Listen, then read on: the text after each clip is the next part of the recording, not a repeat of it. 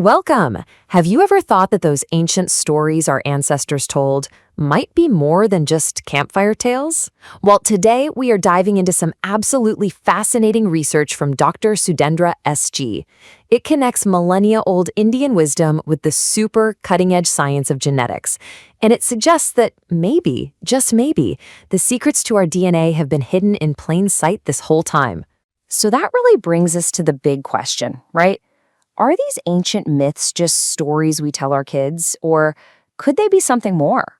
Like a secret code, a metaphorical language for understanding the very blueprint of who we are? That's exactly what we're going to explore today. All right, let's start with a tale of timeless genes. To really get this, we have to begin with an ancient narrative. But listen closely, because hidden inside this story is a surprisingly modern scientific key. So our story comes from a text called the Bhagavata Purana. We've got a character named Diti, and in a moment of really intense passion, she approaches the sage Kashyapa. Now the key detail here isn't just the action itself, it's the timing. She goes to him at dusk, a time known as Sandhya Kala, which in this tradition was considered a spiritually vulnerable moment. Kashyapa actually warns her. He says, "Hey, this is not the right time." But she insists. And the consequence of that choice in the story is huge. The children born from this union, Hiranyakashipu and Hiranyaksha, were incredibly powerful, yeah, but their very nature was twisted, marked by distorted desires. The story makes a direct line between their destiny and the circumstances of their conception. Tuck that idea away for a minute, it's going to be really important. Okay, part 2, the science of you. Now, let's jump in our time machine and fast forward a few thousand years. We're going to see what modern science has to say, because this is where we find the tools to decode that ancient metaphor. First up, we need to know about behavioral genetics. Put simply, it's the science that studies that delicate dance between our genes, our nature, and our environment, our nurture. It's all about how they team up to shape who we are and how we act. And this leads to an incredible concept: epigenetic imprints. Okay, think about it like this. Your DNA is like a giant library full of instruction manuals. Epigenetics doesn't rewrite the books, not at all. Instead, it's like a librarian who goes around putting little sticky notes on the pages that say, read this chapter loud, or, maybe skip this part. These sticky notes are just chemical marks left by our experiences, and they tell our genes when to turn on and when to turn off. So here's where it gets wild. Modern science confirms that the environment at conception is unbelievably important. Things like hormonal balance, the parent's mental state, the biological timing, and especially the presence of stress hormones like cortisol. Remember Dinah's intense desire at an inauspicious time? Well, all those things can leave those epigenetic sticky notes on a child's DNA from the very, very beginning. All right, you ready for the aha moment? Part 3, nurture, not just nature. This is where we put the ancient story and the modern science right next to each other, and it all just clicks into place. And here it is, the direct translation. On one side, you have the ancient warning.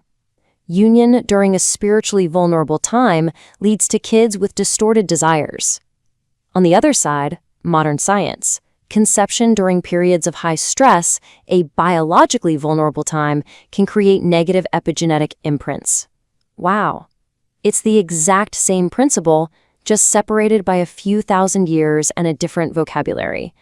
The story wasn't just a story, it was a vessel for scientific wisdom. Dr. Suhendra's research actually gives this a name, the Hiranyakashipu syndrome, and this is something every parent and every teacher needs to know about.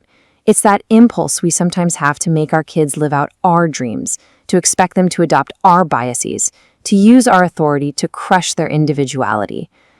It's that pattern of control that just suffocates the very creativity and emotional intelligence we claim we want to build. But, and this is the most hopeful part of the entire story, it doesn't have to be this way. Hiranyakashipu's own son, Prahlada, should have been just like him, right? But he wasn't. He became living proof that genetics are not destiny. A nurturing environment can literally go in and rewire that destiny. So, how'd he do it? The story's answer is a concept called Garbha Samskara. This is the ancient Indian idea of shaping a child's mind while they're still in the womb, all through the mother's environment, her emotions, what she sees and hears. And this isn't some mystical idea. It's an ancient understanding of what we now call fetal programming. Science today shows us that a mother's stress levels, her calm, her diet, even the music she listens to, can directly influence her child's brain development. It's incredible. Okay, so let's bring it all home, our final section, lessons from the past. And these aren't just cool historical tidbits. These are universal truths that have powerful, real-world applications for all of us, parents, teachers, right here, right now. And you know, this idea isn't just in one culture. It is everywhere. It's a timeless, universal truth. You see it in ancient Greece, where Oedipus's fate is sealed by his parents' choices. You see it in the story of Cain and Abel, where family dynamics shape everything. And you see it today in hard science, with studies on the children of trauma survivors showing that those epigenetic marks can literally be passed down. The names change, the language changes, but the core truth, that stays the same. So what's the takeaway? 4 powerful lessons for today. 1. We've got to recognize our inner Hiranyakashipu, that urge to control instead of nurture. 2. We have to actively create positive, conscious environments to nurture the Prahlada potential that exists inside every single child. 3. Remember, our genes are just the starting point. They're the potential, not the unchangeable fate. And number 4, and this might be the biggest one, let's start viewing ancient stories differently, not just as myths, but as coded science. Because when we learn how to decode these stories, they become these incredibly powerful educational tools. They don't just entertain us. They sharpen our reasoning, they boost our creativity, and they teach us how to connect the dots between storytelling and science. It shows a level of thinking in ancient education systems that is just profound. And that leaves us with one last question to chew on. If the science of epigenetics was coded into this one ancient story, what other incredible scientific truths are just sitting there, hiding in plain sight, waiting for us to decode them in the myths and legends we've been hearing our entire lives?